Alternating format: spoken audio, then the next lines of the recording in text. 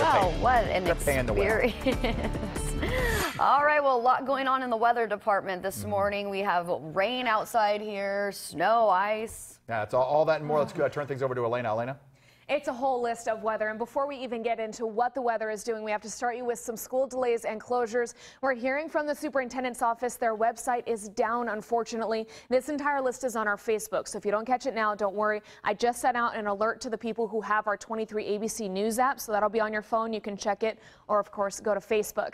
The closures include Caliente School District. The 2-hour snow and ice delays include now El Cajon and Tehachapi school districts, and up at Kern Valley High, their buses will not be operating in Havilah this morning. As far as the road closures go, Tehachapi Willow Springs Road, Cameron Canyon Road closed due to snow and ice. The passes, though, still open. I will send an alert to your phone if and when those passes have to close. And you can see already messy this morning because we can't see anything on our City of Tehachapi camera. Completely covered in that snow and ice as it moves on shore. Now, yesterday this storm was coming down from the north, so a lot of that moisture gets squeezed out as it travels over land. But instead, you can see now coming in from the west. So it's picking up that moisture, and it just has to get up and over the coastal range, drop the rain here, which you can see for Bakersfield, but also slam our mountains with that slush and snow mix. A huge cell now moving on shore, heading right for the grapevines. They've been able to skip out on the weather so far.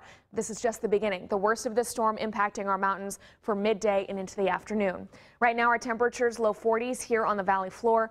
30 for Tehachapi, just 20s for Lebec and Fraser Park. And so it begins. Along with this storm, we have very gusty winds. Right now they're in the teens, but they could be gusting up to 55 miles an hour on the passes. So be very careful around big rigs that could get pushed around.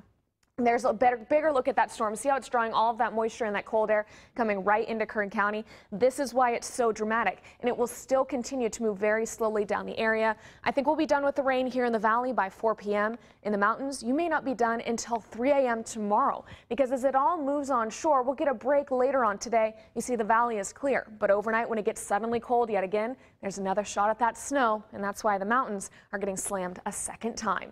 So let's take a quick look at that air quality back in the good range. Fantastic news. Those temperatures here on the valley floor, upper 40s, lower 50s, very cold. Grab those sweaters and raincoats.